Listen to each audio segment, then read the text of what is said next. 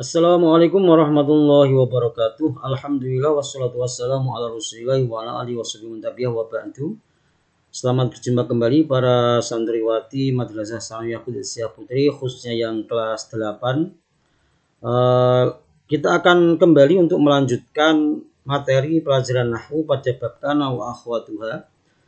Setelah kemarin kita berkenalan dengan nawasih secara umum, kemudian kana wa akhwatuha beserta amalnya dan efeknya terhadap jumlah ismiyah atau terhadap mubtada dan khobar. Kemudian juga pembagian kana wa akhwatuha berdasarkan mutasharrif atau yang ghairu mutasharrif. Kita akan lanjutkan pada bait berikutnya. Silakan dibuka untuk kitabnya di bab berikutnya. Bismillahirrahmanirrahim. Wa fi jami'i tawassutal khabar ajis wa kullu sabqahu dama hadar. Kadaka sabqu khabarin man nafiya faji biya matsluhatan la taliya. Wa man usabqi khabarin laisa stufi wa du tamamin ma birafin yaktafi. Wa ma siwahu naqisun wa naqsu fi fati'a laisa zalata iman kufi. Oke, di sini kita akan fokus pada dua bab, yang pertama yaitu mensoroti tentang hukum atau kondisi dari khobar kana wa akhwatuha. Bagaimana? Apa yang dibahas pada bab ini? Yang pertama yaitu tentang at-tawassut bainal fi'li wal ismi. Yaitu khobar berada di antara kana dan isimnya. Berarti polanya adalah kana, khobar, isim. Atau kalau dalam bab mubtada khobar berarti khobarnya muqaddamun alal mubtada. Khobarnya didahulukan kemudian baru menyebutkan isim. Berarti polanya kana, khobar, isim. Kemudian kondisi yang kedua yaitu at-taqdim anil fi'li wal ismi. Yaitu posisi khobar berada di depan kana dan isimnya. Kalau tadi berada di tengah-tengah atau kana, khobar, isim. Nah, sekarang lebih jauh lagi yaitu khobar, kana, isim. Nah, ini lebih jauh lagi. Berarti enggak hanya taqdimul khobar anil mubtada, tapi bahkan ini taqdimul khobar anil fi'li wal ismi. Ya, berarti mendahului kana dan isim.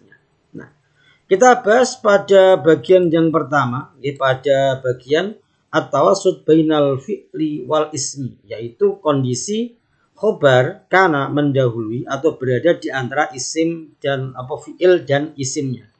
Nah, yang pertama hukumnya yaitu boleh secara umum.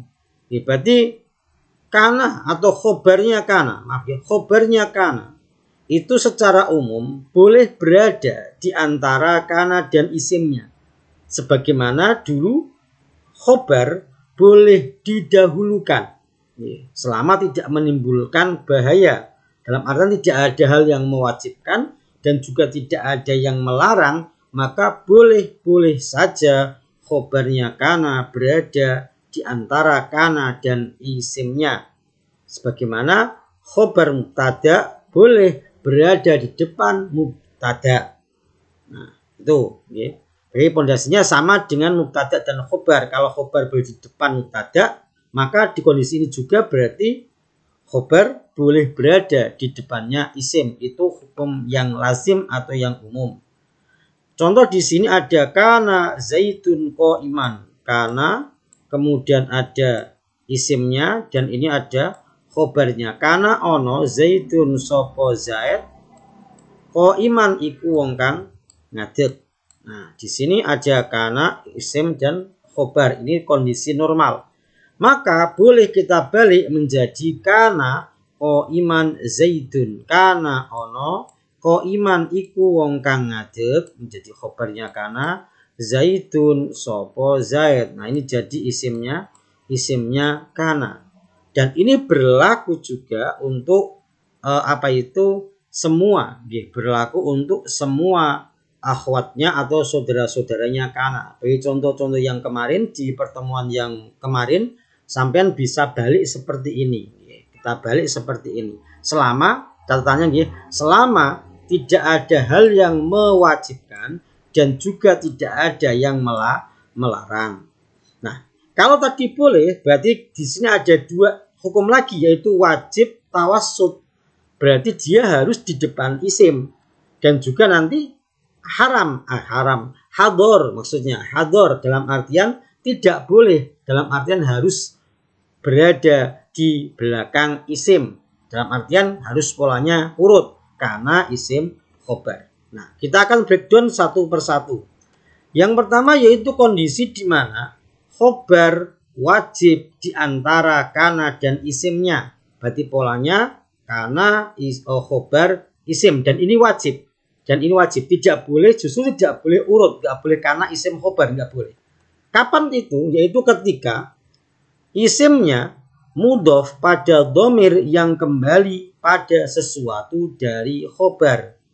Nah, di sini kapan khobarnya kana wajib di depan isimnya kana atau di antara kana dan isimnya, yaitu ketika isim dari kana, ketika isimnya kana mudhof pada dhamir, ada dhamir di situ yang kembali pada sesuatu dari khobar. Nah, contohnya di sini. Kana, ini kananya. Gulama hindin, ini khobar. Ini khobar. Hindin ini adalah sesuatu yang berada di khobarnya kana. Mudhof ilaihnya gulam. Nah, mubghiduha, ini isimnya kana. Nah, di sini isim kana ini membawa dhamir ha yang kembali kepada sesuatu yang dibawa oleh khobarnya kana, yaitu hindin. Nah, kenapa ini tidak boleh urut? Tidak boleh kana mubghiduha gulama hindin, nggak boleh kana kemudian isim dan ini khobar. Kalau ini salah, ya. Nah, kenapa? Karena nanti akan terjadi dhamir ha, ya, ini marji'nya kepada kalimat setelahnya. Padahal dalam aturannya marji'nya dhamir itu harus pada kalimat sebelumnya. Sehingga marji'nya dhamir itu harus berada sebelum dhamir itu sendiri. Makanya di sini hindin sebagai marji'ud dhamir, tempat kembalinya dhamir ha pada isimnya kana, wajib berada di depan, sehingga mau tidak mau khobarnya kana yang membawa hindin harus ditaruh di depannya isim supaya tidak terjadi marji'ud dhamir ilal mutaakhir.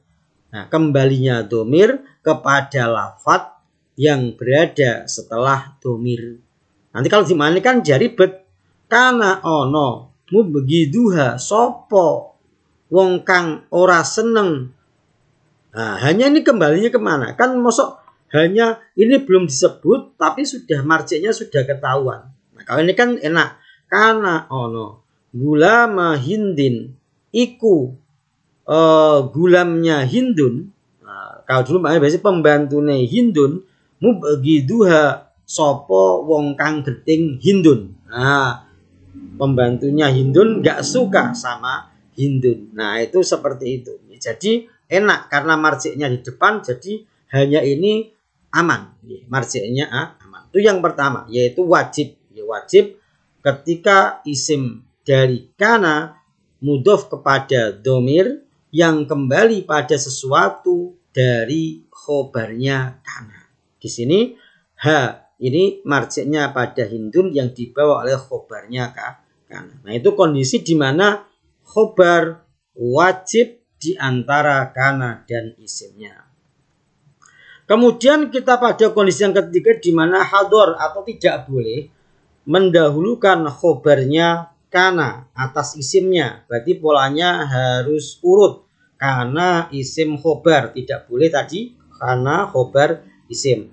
Kapan itu? Yang pertama yaitu ketika isim dan khobar menggunakan alamat muqaddarah. Nah, contohnya di sini kana sodiki aduwi. Maka ini siapapun yang berada di awal itu harus kita terkib, kita tetapkan statusnya sebagai isimnya kana. Dan yang setelahnya kita terkib menjadi khobarnya kana. Tidak boleh sodiki kita jadikan khobar, kemudian aduwi kita jadikan isim. Dengan posisi seperti ini, Kang. Kalau posisi seperti ini, pokoknya yang depan itu harus menjadi isimnya kana, dan kalimat yang kedua harus menjadi khobarnya kana. Karena kembali ke asal, ketika kita tidak tahu mana isim mana khobar, kita gunakan pola dasar yaitu berurutan.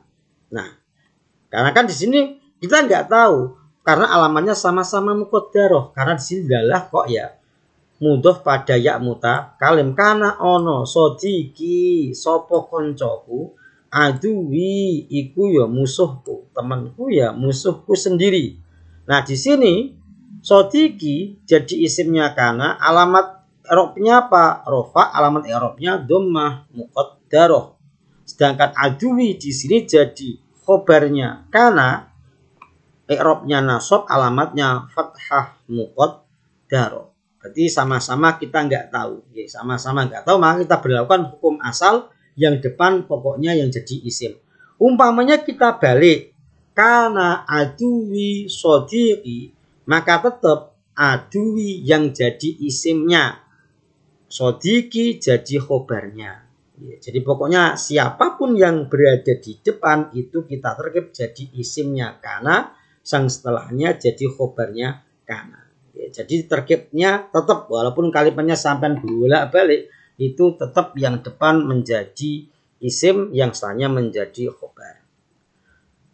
Yang kedua yaitu ketika khobarnya mudhof pada dhamir yang kembali pada sesuatu dari isim. Ini kebalikan dari yang wajib di sini.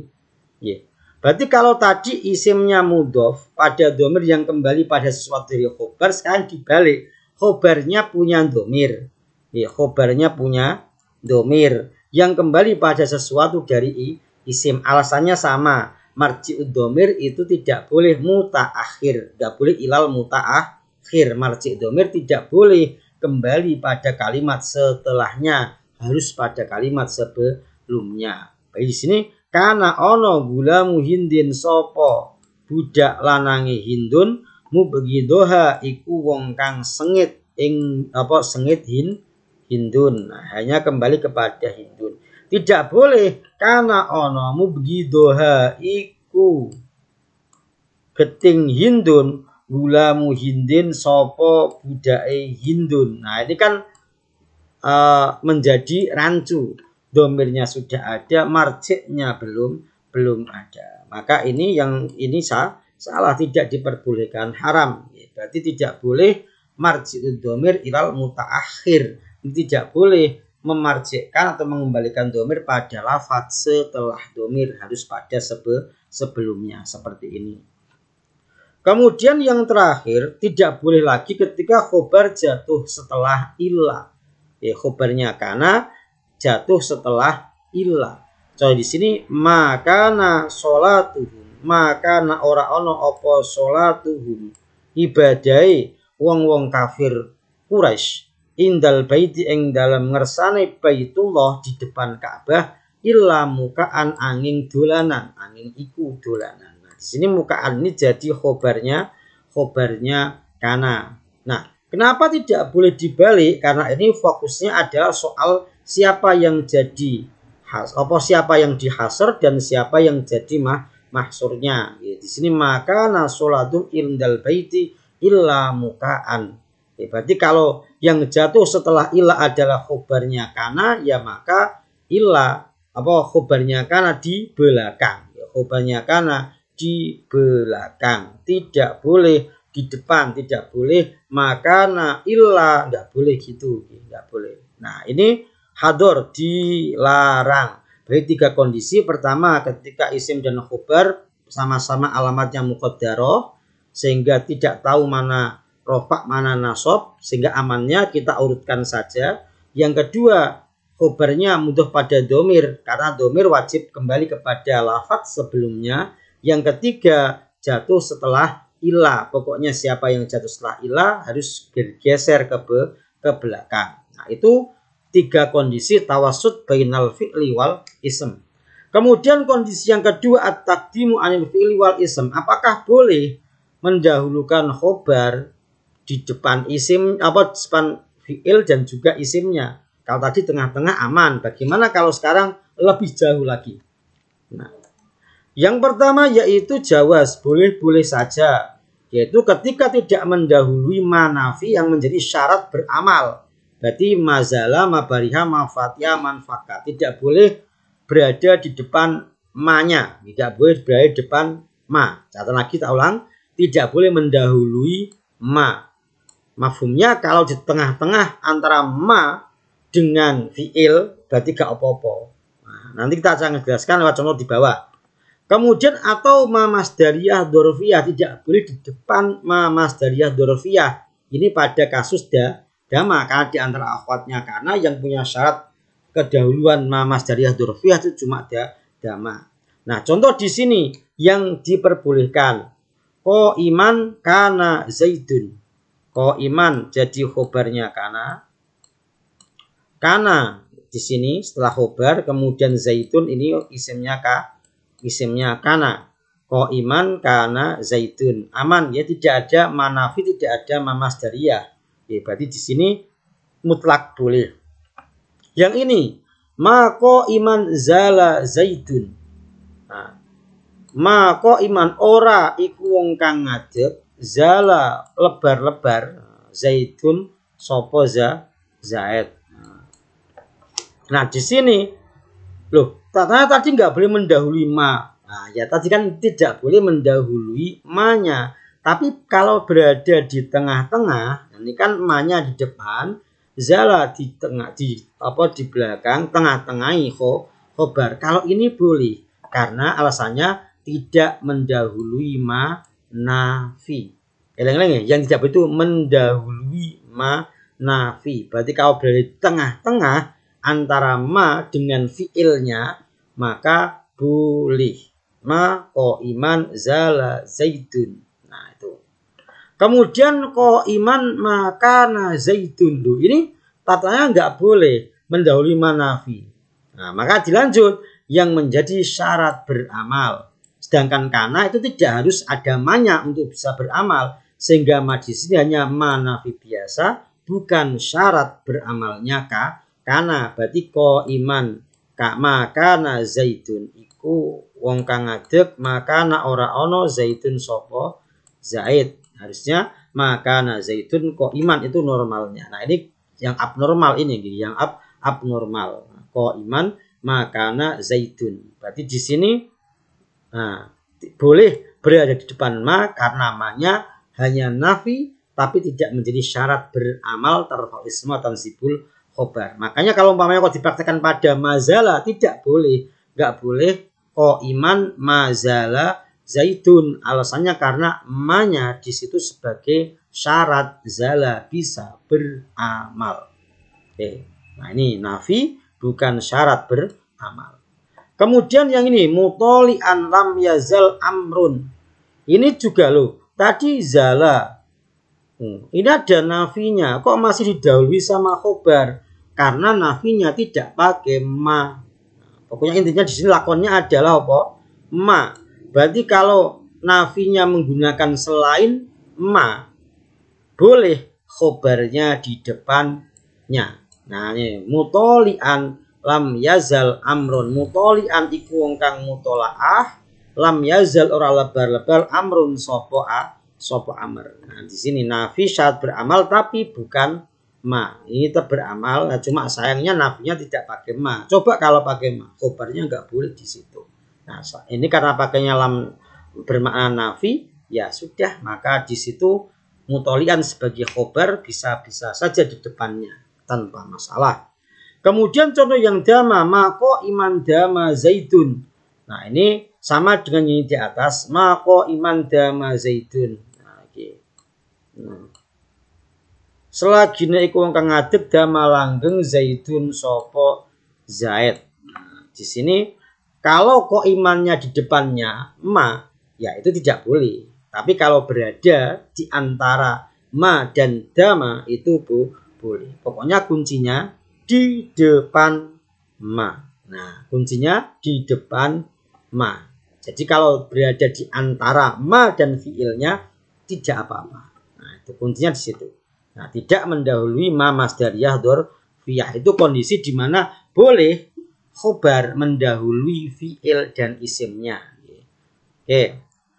Kemudian yang kedua, tidak boleh, berarti harus berada setelah apa bahasane setelah fiilnya. Ya, mau tawasud juga enggak apa-apa, mau ditakhir normal karena isim khobar juga enggak apa-apa. Yaitu yang tidak boleh mendahului ma nafi. Tadi sudah dibahas di atas ya, mendahului ma nafi yang menjadi syarat beramal. Contoh mazala zaidun qori'an. Nah, ini tidak boleh qori'an mazala zaidun. Kenapa ini enggak boleh?